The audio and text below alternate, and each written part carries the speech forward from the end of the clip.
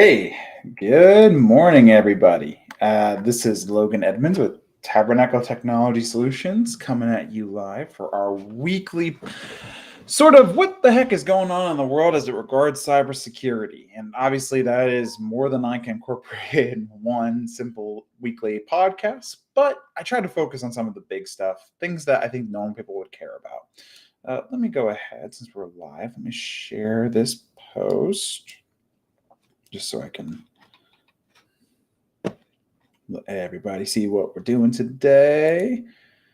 We're going to go over to our Facebook page. Give me one sec, guys. Share now. Public.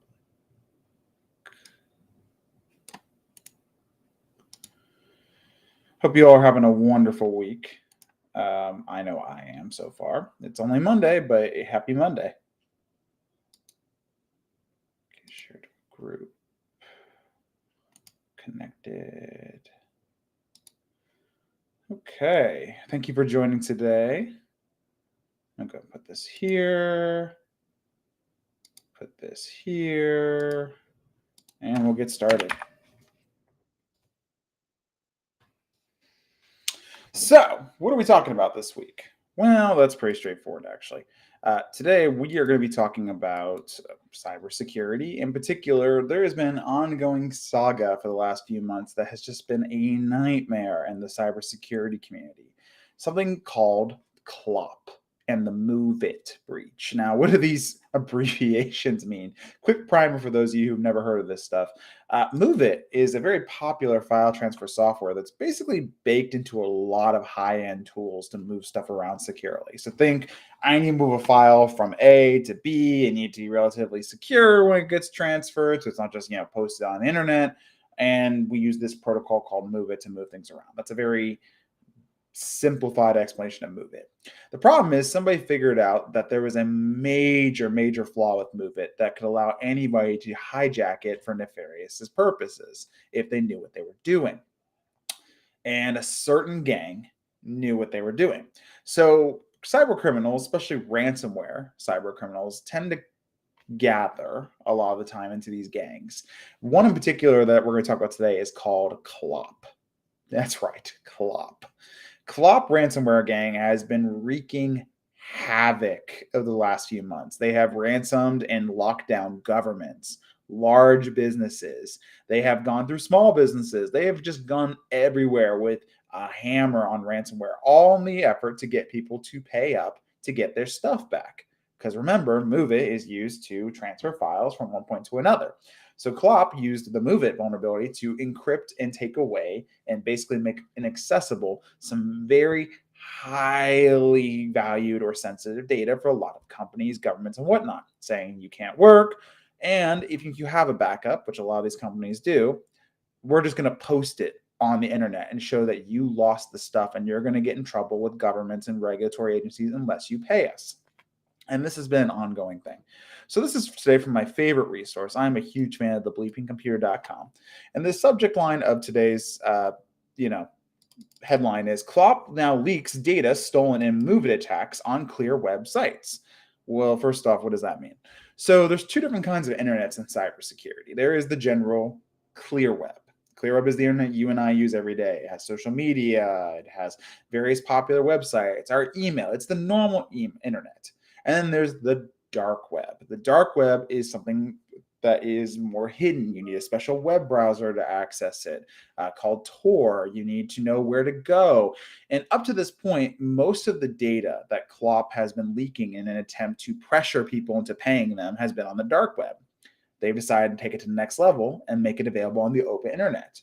So if you got hit by CLOP and your stuff was taken, CLOP is now dumping what they took, so all of the social security numbers, the credit cards, all that nasty stuff that you don't want to know, and pointing to the world and saying, look what we did. These people stink at cybersecurity. The CLOP ransomware gang is, and I'm reading here, is copying an ALPH-V ransomware gang extortion tactic by creating internet accessible websites dedicated to specific victims, making it easier to leak stolen data and further pressuring victims into paying a ransom. When a ransomware gang attacks a corporate target, they first steal the data from the network and then encrypt the files. The stolen data is used as leverage in double extortion attacks, warning victims that the data will be leaked if a ransom is not paid. Ransomware data site leak sites are usually located on the Tor network, as it makes it harder for the website to be taken down or for law enforcement to seize their infrastructure. However, this hosting method comes with its own issues for the ransomware operators, as a specialized Tor browser is required to access the sites. Search engines do not index the leaked data. Also, the download speeds are very slow. To overcome these obstacles, last year, a different ransomware gang called the ALV ransomware operation, also known as Black Hat, introduced a new extortion tactic of just creating clear web websites. I'm paraphrasing a little now, that were promoted as a way for employees to check if their data was leaked. The Clear website is hosted directly on the internet rather than an anonymous network like Tor, which requires special software to access. This new method makes it easier to access the data and will likely cause it to be indexed by search engines, further expanding the spread of the leaked information. Indexed by search engines, meaning if someone Googles your name plus data breach, you're going to be on Google now with your data if you're in this breach. This is terrifying because this is meant to pressure business leaders into paying these guys to take these websites down. It's a high risk, high reward. Now, can the website be taken down? Sure. But if you've ever looked on Google and found broken websites, you know Google remembers stuff long after a website goes down.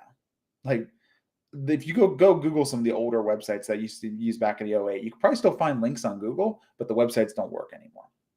That's probably what's going to happen here in a lot of cases. This is now way easier for people to see their data. And if you're a big enough company where you have customers that, are public, you're now going to have to make a public statement.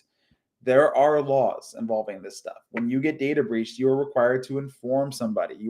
Every state in the United States, for example, has its own separate data breach laws. In Ohio, where I'm at, if you lose any records, period, anything that's considered personally identifiable information, you got to tell the person it affected. End of story.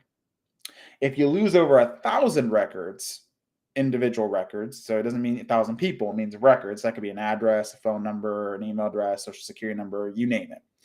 You've got to make a public statement.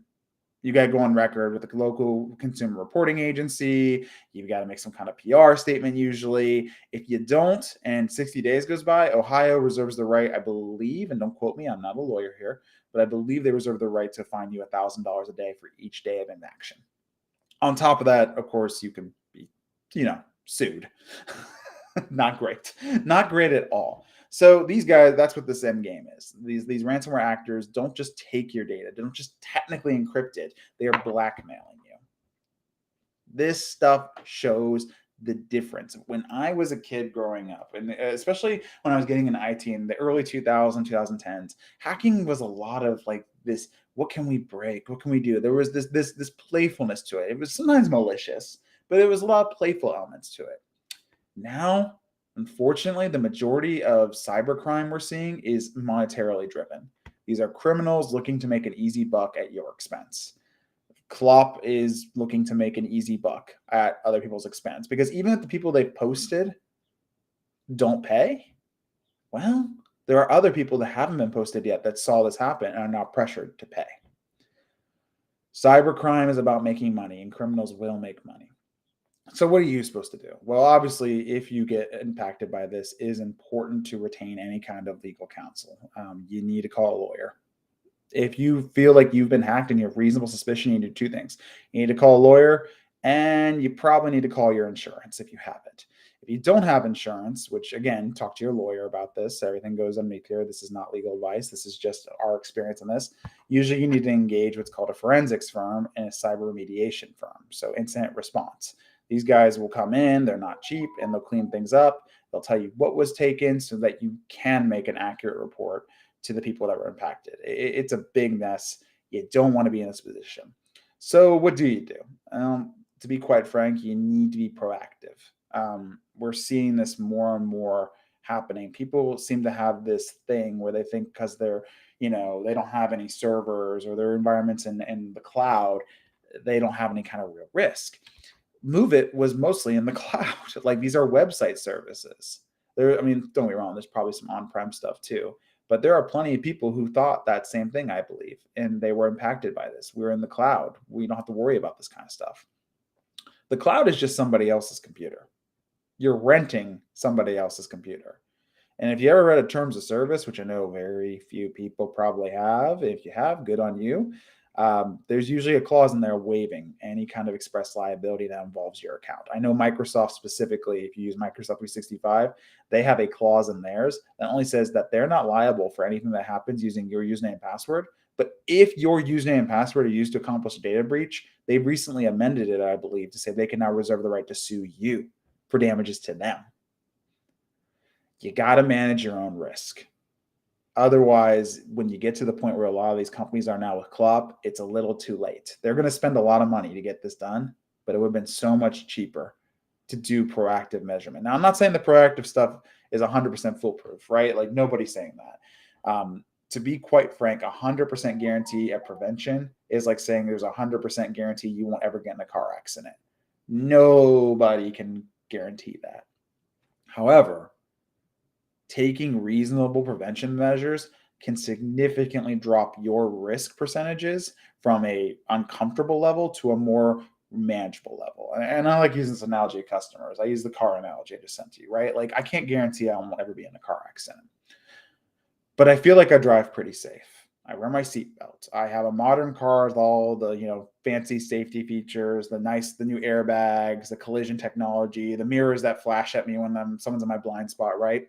Between all these various prevention methods that which either the industry has taken or I have taken, I've felt like I've lowered my personal risk to an acceptable point where I'm not going to lose any sleep about it. Like, right? Can it still happen? Absolutely. But it's not incredibly likely. And that's how we need to address our cyber risk, sorry. We need to lower that probability rate to something we can live with. If you look in the link of today's show, you'll see that there is a free gift for anybody who's attending. Basically, your own mini free cybersecurity risk assessment. Now, normally I charge for cybersecurity risk assessments to tell you what exactly you have in risk. It's a very valuable thing. We are giving away a mini version of that absolutely free. No commitment. No credit cards, no anything. You just need to sign up at the link below, and we will send you a mini risk assessment guide for you to do on yourself. It's self-service. It takes about 10-ish minutes, maybe. It's not too hard. Yeah, but go ahead and take a look at that. And in the meanwhile, if you have any questions, you can always reach out to us on our website, tabernacle.tech. That's tabernacle.tech. Thank you, everybody, for joining us today on our podcast. I hope you have a great rest of your day and stay safe out there. Criminals are definitely making the world more unsafe in the cyberspace. So time to take your own security in your own hands.